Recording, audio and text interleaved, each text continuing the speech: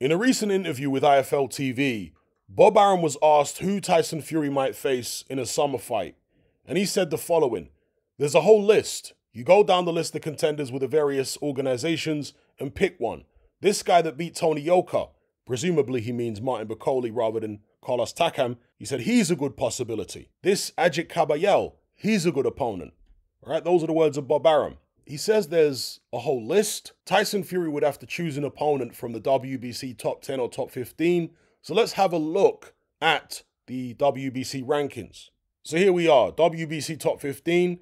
Tyson Fury is the champion. Number 1, 2, and 3, Wilder, Ruiz, and Joshua either don't want the fight right now or they're otherwise occupied. Number 4 is Frank Sanchez. He's made it very clear that he's available to fight Tyson Fury at a moment's notice. Interesting that Bob Arum didn't mention his name. Number 5 is Arslanbek Makhmudov, another person who Bob Arum didn't mention. Number 6, of course, Dylan White has already lost to Tyson Fury. Number 7 is one of the names that Bob Arum suggested. He didn't name him, but he said the guy who beat Tony Yoka. We're assuming it's Martin Bakole he's talking about rather than Takam. Bakole is ranked number 7. Kossobutski is at number 8, but he's fighting Jared Anderson, who's ranked at number 9. Joe Joyce has got the rematch with Zheli Zhang. He's ranked at number 10. Tyson Fury's already beaten Otto Wallin. Joseph Parker is a member of Team Fury, so he's not going to fight him. And Agit Kabayel is at number 13. So Bob Arum's talking about Tyson Fury either fighting the number 7 ranked heavyweight with the WBC or the number 13 ranked heavyweight. But for some reason, not the number 5 or the number 4.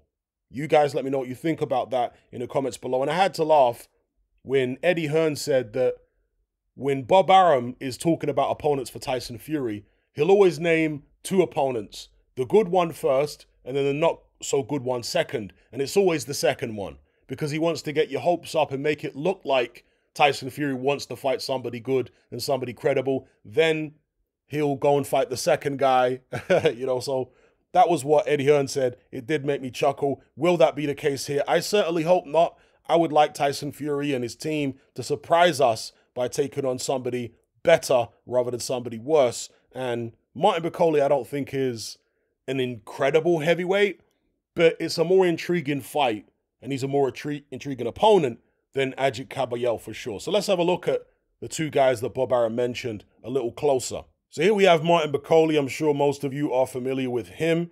He's a Congolese fighter, 30 years of age officially, 6 feet 6 inches tall. His record is 19-1, 14 KOs. That one loss was to Michael Hunter several years ago, and it was a stoppage loss. There's an interesting coincidence here with Agit Kabayel in that Martin Bakole has only been fighting once a year since 2020. So in 2019, he fought several times, but in 2020, he fought once.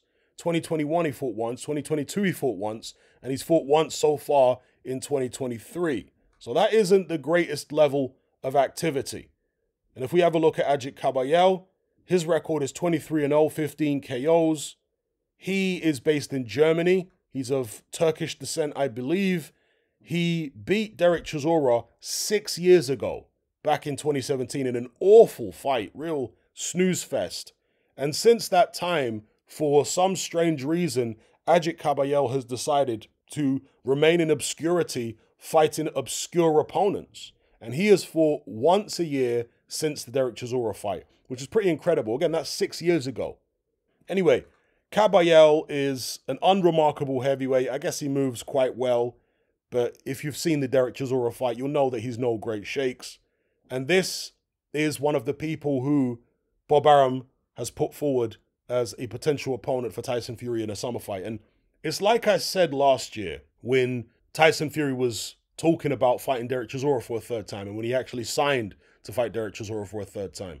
I said if he fights Alexander Usyk immediately afterwards, or even better, if he signs to fight Usyk before the Chisora fight goes ahead, then that's the only way Tyson Fury gets a pass for picking Chisora as an opponent, defending his WBC title. And similar situation here. The only way that Tyson Fury gets a pass fighting Agit Kabayel, if it ends up being him, is if he signs to fight Alexander Usyk in December. Preferably before fighting someone like a Kabayel. But if not, as long as he signs for it afterwards, I can look back and say, okay, we can accept the Kabayel fight. It's still not great, but we can accept it in the context of him definitely going ahead and fighting for undisputed in December against Alexander Usyk. So you guys let me know what you think about all this in the comments below. Who do you think Tyson Fury is most likely to fight? Will it be Martin Bakole or will it be Agit Kabayel? And what chance does either man have against Tyson Fury? Personally, I would definitely pick Tyson Fury to beat both. Martin Bakole, if we have a look at his record again here, his best win was what? Tony Yoka? Sergey Kuzmin maybe?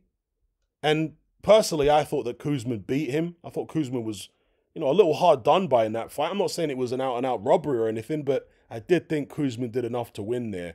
And somehow, Martin Bakole got a UD.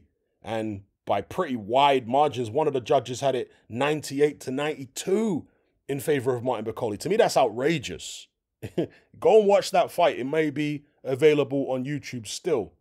So, yeah, that's probably Martin Bakole's best win on paper. But to me, that wasn't necessarily an actual win. And if it wasn't, if that's how you see it, as I do, then you'd have to say Tony Yoka would be his best win. Other than that, who's he beat? Kevin Johnson, Mariusz Wach, obviously was stopped by Michael Hunter, Kamil Sokolovsky. So he doesn't have the most amazing record that you've ever seen, Martin Bakole. But the stuff he's done in a boxing ring, the stuff he can do, the moves, the size, the work rate, he's got some talent there, but I don't see what his manager, Billy Nelson, his manager and trainer Billy Nelson sees. Obviously, Billy Nelson is going to talk his guy up.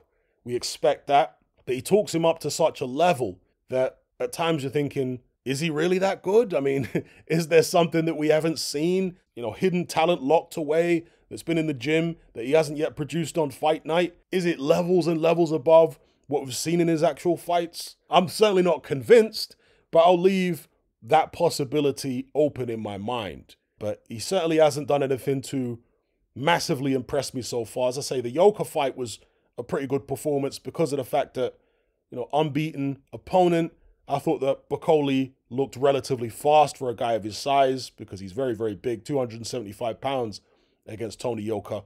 So it seemed like a good performance, but then Carlos Takam fought Tony Yoka right afterwards and beat him in a similar fashion, which kind of put that performance by Bakole in context, so it didn't seem quite so impressive after that. So anyway, I'll leave it there. Let me know what you guys think about all this in the comments below. And of course, let me know why you think Bob Arum isn't mentioning the likes of Frank Sanchez and even Arslanbek Makhmudov, because those are two guys ranked well above Martin Bakole and Agit Kabayel in the WBC rankings, and at least Frank Sanchez has said he's available on a moment's notice. Why isn't Bob Arum mentioning him as an opponent for Fury in the summer? Let me know. Are you sick and tired of the mainstream mindset? Does the dogmatic conformity and pathological ignorance have you tearing your hair out in frustration? Then don't be alone. Come and join our brotherhood on Patreon. We stand as a beacon of reason against an army of insanity. You'll gain access to my weekly topical podcast where we take more deep dives than Jacques Cousteau on an endless variety of subjects. There's also videos, interviews, live Q&As, as well as a vast back catalogue of previous episodes, including my popular Confessions of a Nightclub Bouncer series. You can listen via the Patreon app or download in high-quality MP3. Connect with myself and hundreds of other members in our Element chat group. There's no contract, no commitment, you can cancel at any time, and it's cheaper than a Mickey D's McMuffin. Just head to my Patreon page via the link below this video and select the tier called the Brotherhood of Reason. I'll see you over there.